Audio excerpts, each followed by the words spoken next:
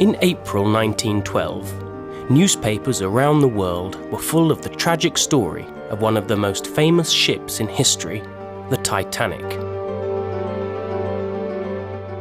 At the time, the Titanic was the largest passenger ship in the world. She was nearly 270 meters long and over 53 meters high, with 9 decks. She was owned by the White Star Line. The Titanic left the port of Southampton on the south coast of England on the 10th of April 1912. She stopped briefly at Cherbourg in France and Queenstown, now called Cove, in Ireland, and then started her journey across the Atlantic towards her final destination, New York. She was carrying 1,343 passengers and 885 crew members. The trip to New York was her maiden voyage. Some passengers in first class were rich and famous, but most second and third class passengers weren't rich. They were people from across Europe travelling to America to start new lives.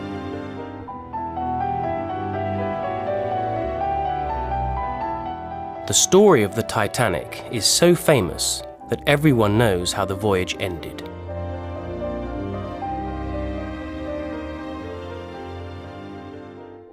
Just before midnight, on Sunday the 14th of April, as she was sailing towards the coast of North America, the ship hit an iceberg and was badly damaged.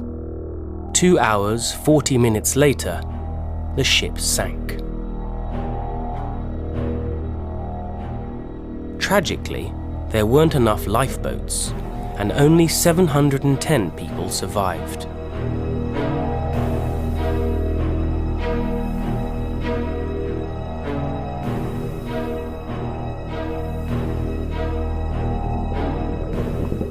In 1985, the wreck of the Titanic was finally found at the bottom of the Atlantic Ocean, 2.5 miles down.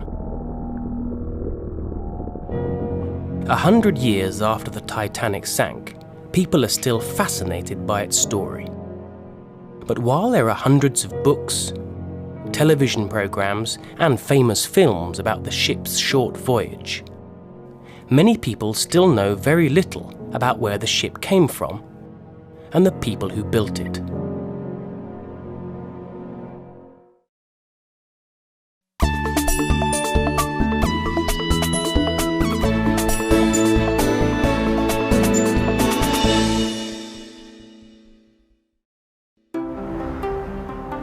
The birthplace of the Titanic is Belfast.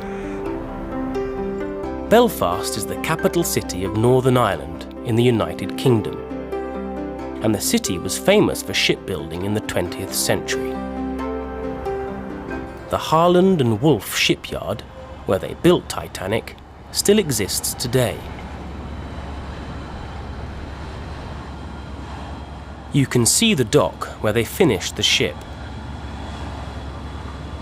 They don't make ships here anymore, but you can still see the yard's 2 massive cranes, Samson and Goliath, from all across the city.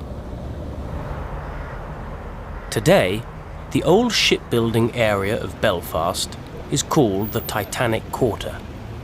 There's a lot of new development in this area.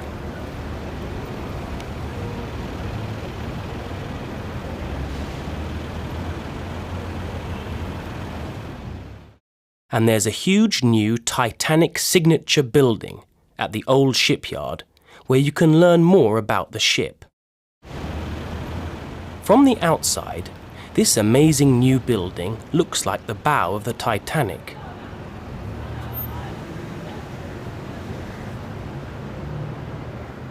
And behind the new building, you can still see the old offices of Harland and Wolff, where they designed the ships for the White Star Line.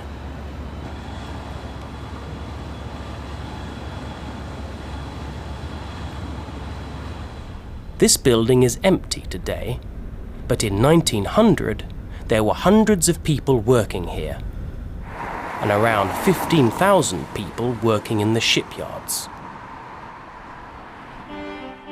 The Titanic was the second of 3 ships that Harland and Wolff were building for the White Star Line in the early 20th century.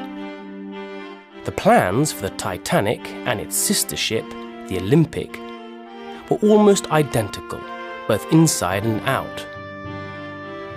But the Titanic was slightly bigger. The designers marked the Titanic's differences in red on the ship's plans.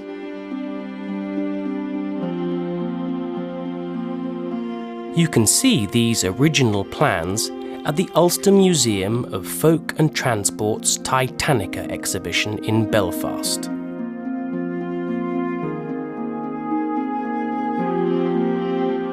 You can also see a lot of the objects from the Olympic. The Titanic had identical items on board when she sank.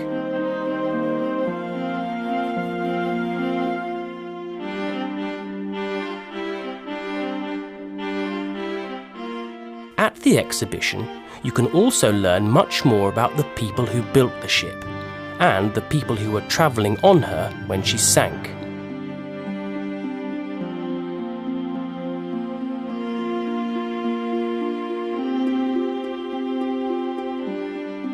And this is just one of many Titanic exhibitions around the world.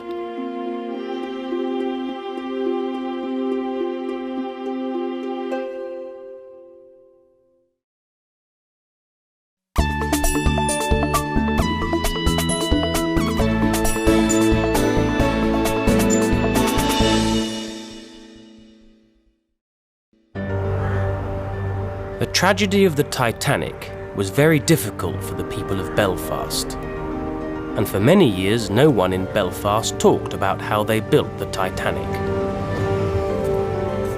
But this changed over time, and today people in the city are proud of their family histories.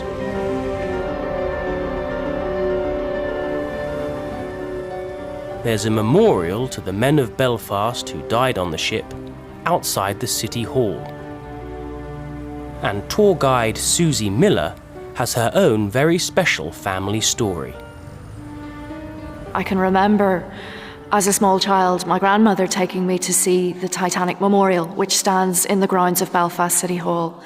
And she pointed up at the name Thomas Miller on the plinth and told me that that was my great-grandfather. My great-grandfather worked here in Harland and Wolff in the shipyard which built Titanic, and he had helped to construct the engines for Titanic and its sister Olympic. And Tommy Miller has a special place in the history of the Titanic. He's unique. He's the only one of the crew who worked on the construction of Titanic for Harland and Wolff and then worked for White Star as one of the crew. Like many people on the ship, Tommy was leaving Ireland to start a new life in America. Before my great-grandfather left Belfast, he said his goodbyes to his 2 sons, and he gave each of them 2 new pennies dated 1912, and he told them not to spend those coins until the family was all together again. Sadly, Tommy was one of the crew members who died, but his family never forgot him. My grandfather kept those 2 pennies all of his life, and he passed them down through the family, and we still have them in the family today. But why is the story of the Titanic still so famous after 100 years? Susie Miller thinks that there are 2 reasons that people will always be interested in the Titanic. You've got the biggest ship in the world, with the richest people in the world and the poorest people in the world, sailing across the Atlantic, and on the maiden voyage, it hits this iceberg and it's a disaster. And within that bigger story, there are all these little threads of stories, individual stories about families and people who were heroes and people who were cowards and people who were villains. So you've got all those elements within it. So I think those 2 things combined give you a really good story.